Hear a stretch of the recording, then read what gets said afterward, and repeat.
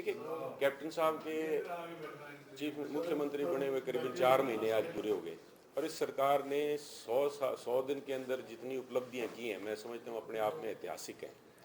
आज बार बार जो विरोधी पार्टियां हैं, आज किसान की आत्महत्या को लेके मगरमच्छी आंसू बहा रहे हैं। आज वो अपना 3 साल का रिकॉर्ड देख नहीं रहे और 3 महीने का कैप्टन साहब से हिसाब मांग रहे हैं। मैं इतना कहूँगा कि कैप्टन साहब ने पंजाब के अंदर 13 लाख परिवार हैं जो किसानी के साथ जुड़े हुए हैं। उन 13 लाख परिवारों में से 10,25,000 परिवारों को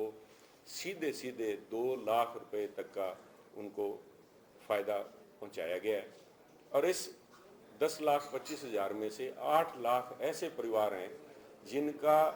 सारा कर्जा, मैं फिर से दोहरा रहा हूँ, टोटल सारा कर्जा उनका जो क्रॉप लोन था, जो फसली कर्जा उन्होंने लिया हुआ था, 8 लाख परिवारों का पूरा कर्जा माफ़ कर दिया गया है और बाकी किसानों को 2 लाख रुपए तक का कर्जा माफ़ किया गया है। आज कैप्टन साहब ने जो कर दिखाया है, मैं समझता हूँ हमारी केंद्र सरकार के लिए एक मार्गदर्शक साबित होना चाहिए, क्योंकि कैप्टन साहब ने इलेक्शन के नज़दीकी का इंतज़ार ना करके इस फायदे का राजनीतिक लाभ ना उठाकर अपने पहले 100 दिनों में ये जो माफ़ी की है, इससे मोदी साहब शायद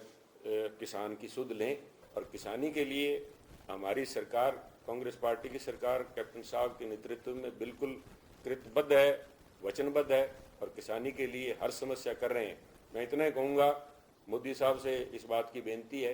कि आज से लेके 2019 के बीच में जब वो कर्जा माफ़ी करने पे बाध्य होंगे वोट लेने के लिए, उस बीच जो भी किसान आत्महत्या करता है उसकी हत्या का आरोप बीजेपी के दामन के ऊपर सीधा सीधा लगेगा।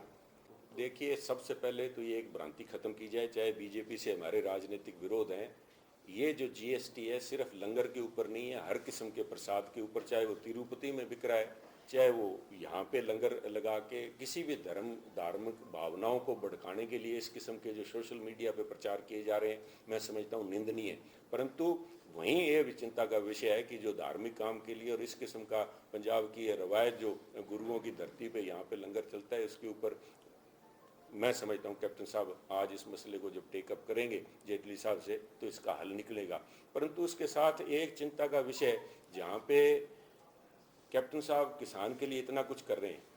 पंजाब में 2 लाख, 2.25 लाख करोड़ रुपए का कर्जा पंजाब के ऊपर है, उसके बावजूद किसानों का 2 लाख रुपए का कर्जा माफ़ किया गया है। वहीं पे बीजेपी की एनडीए सरकार जो है किसान के खाद के ऊपर,